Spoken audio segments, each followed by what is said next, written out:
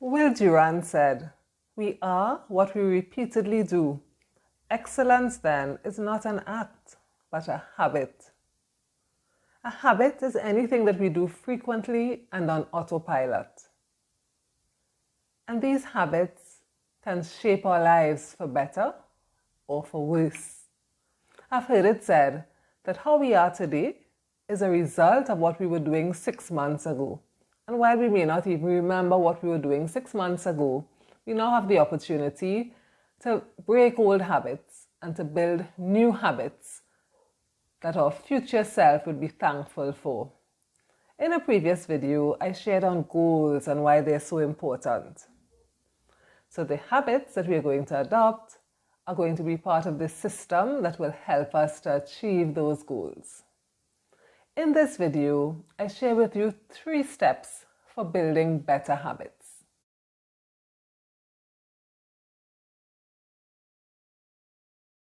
So our first step is A, analyze. You're going to analyze the old habits and the new habits you want to add. So why do you want to change? Knowing the reason why helps you to stay motivated when the going gets tough. What's holding you back? Think of triggers that keep you engaging in the old habit. How does the old habit benefit you? Knowing what purpose this particular habit serves is going to help you to find a new habit that serves the same purpose but which works better for you. So if eating lots of sweet desserts brings you a form of comfort, what else can bring comfort? Perhaps a warm bath, perhaps a cup of tea. B, begin with small steps. In his book Atomic Habits, James Clear suggests trying to get 1% better every day. If you start reading 10 minutes a day, just think of how many books you'll be able to read by the end of the year. Sometimes when you're just getting started, it can be tempting to want to start big and too quickly.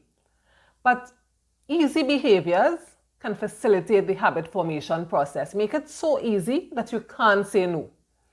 Don't focus on performance at this point. Focus on building a new identity. So if I've never worked out and I start with 5 push-ups, that starts building a new identity. I'm now someone who works out. Similarly, if I want to join the gym and I've never been before, I'm not going to schedule 5 one-hour sessions in the first week. I'm going to just do maybe 15 to 20 minutes and build from there. So a small change requires much less willpower than a big change. It's like when you start saving your money and it compounds, in the same way small habits can add up. So don't worry about the big picture. You want to eat more vegetables? Add 1 new vegetable per meal. Don't add 5. And those small changes will soon become second nature and have a great impact. So our final step, C, is create and execute a plan.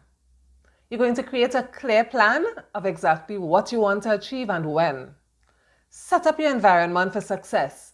If you've decided you're not going to eat cookies and you're going to eat fruit instead, well then the cookies need to be a lot less accessible, perhaps need to be out of the house.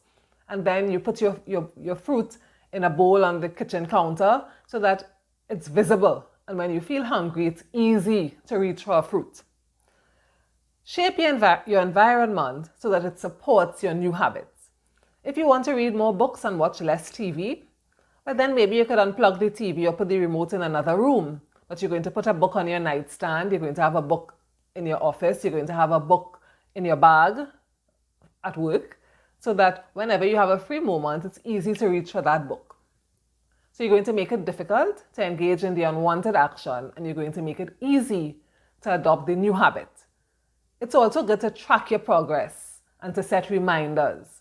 If you've decided that you need more sleep and you're going to go to bed at 10 p.m., you can set your alarm for 9:30 so that you get prepared and you get ready for bed. Some tools that can aid in this execution part of it would be habit swapping. So you find a healthy alternative to the habit that you want to change. Another tool you can use is habit stacking. So you're going to tie your new habit to an existing habit or action. So as I get up, I'm going to drink a glass of water. While on the treadmill, I'm going to watch my favorite movie or talk to my best friend. So you make your habit more attractive and you tie it to an existing habit. There's also the 5-second rule, which means that you're not going to give yourself too much time to think. If your plan is that as you get up, you're going to go for a run, leave your walking clothes near to the bed, leave your shoes there, so that as you get up, you can put them on and head out of the house. If you take time to think, you're going to start to look at the weather and say, oh, it's a little rainy today, probably shouldn't go, or I'm feeling a bit tired. So don't take the time to think. 5-second rule: as you get up, get going. And schedule. What gets scheduled gets done. So always schedule your habits. If we desire new outcomes, you're going to have to break up with some old patterns. Be patient with yourself and celebrate your small wins. If you fail, don't judge yourself. Don't feel guilty. Just refocus and tweak your plan.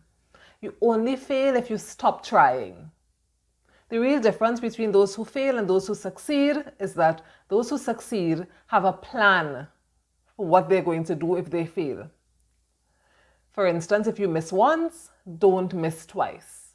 Remember to give yourself time for the new habit to become automatic and to take root. Remain positive throughout, and soon you're going to master that new habit. So what new habit would make the biggest difference in your life? Are you going to give it a try? Remember, start small. You can do it. I believe in you. Thank you for watching. See you soon. Thank you for watching. Please like, comment, and subscribe. See you soon.